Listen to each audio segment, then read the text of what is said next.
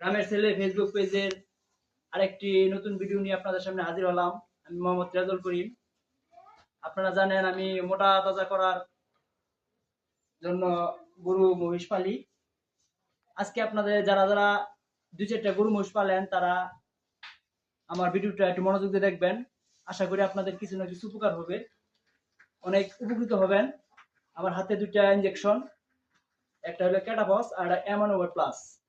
এই ওষুধ দুটা আমি ওর জন্য 70 দিনের ভিতরে ইনশাআল্লাহ ওকে মোটা তাজা করবো। এই জন্য আজকে থেকে প্রথম ডোজ। আমি আপনাদেরকে বলছিলাম যে আমি গরু মোটা তাজা করার জন্য কি পদ্ধতি ব্যবহার করি, তা আপনাদের সম্পূর্ণ ভিডিও আমি আমার গ্রামের ছেলে ফেসবুক পেজ থেকে আপনাদেরকে দেখাবো। এটা হলো ক্যাটাবস ইনজেকশন। প্রথমে গরু মোটা তাজা করতে গেলে প্রথমেই গরুর কৃমি মুক্ত করা লাগবে। আর আমি সব কটাকে গরুর মহিষের কৃমি মুক্ত করছি।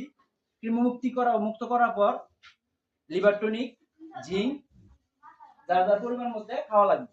আমি লিভার টনিক, জিঙ্ক এর সম্পূর্ণ ওষুধ এই পর্যন্ত দিয়ে আসছি।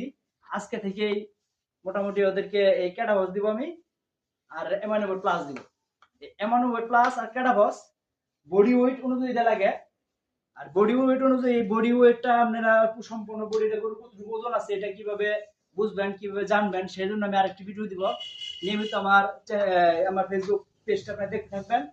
আমি অবশ্যই প্রত্যেকটা ট্রিটমেন্ট আপনাদের সামনে, আমি শুধু ডাক্তার না, তো আমি একজন খামারি হিসাবে বা ছোট খামারি হিসাবে আমি যতটুকু পরীক্ষিত নিজে যা উপকার পাইছি সেগুলো আপনাকে দেখাবো। আপনারা দেখতে থাকুন। আমি এগুলোর ইনজেকশন দিব। এই তো হলো ক্যাটাবস ইনজেকশন পোস্ট করবো ইনজেকশন। আর ইনজেকশনটা দেওয়ার সময় সবসময় দেখবেন এটা আমি এটা বডি অনুযায়ী ওইটা অনুযায়ী দেওয়া যাবো। আমার হলো 5 দিন পর পর দিব। আমি মূলত 3 দিন 4 দিন 5 দিন 7 দিন যেভাবে দেয়, কিন্তু আমি দিব 5 দিন পর পর। ওটা দিব আমি 6 মিলি, 5 মিলি দিলে চলে, 6 মিলি দিব প্রথম ডোজ, 6 মিলি দিব। আর ওই আমার প্লাস ওটাও দিব আমি ওরা 6 মিলি। এই ওষুধটা খুবই একটা ভালো একটা ওষুধ। আর যখনই ইনজেকশন করবেন, গরু পোস্ট করবেন, তখন সিনিসের ভিতরে যেন হাওয়া না থাকে সব সুন্দরভাবে দেখবেন। হাওয়া কি করলাম।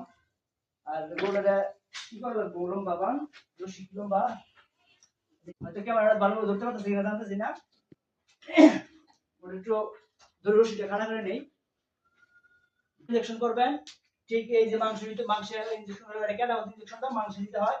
এগুলো এখন মধ্যে ইনজেকশন ডোজ করি না, যার কারণে গরুটা একটু পাগলামি করবো, নড়াচড়া বেশি করবো। যাই হোক, আর মানুষ লাগে ধরার জন্য চেষ্টা করবো।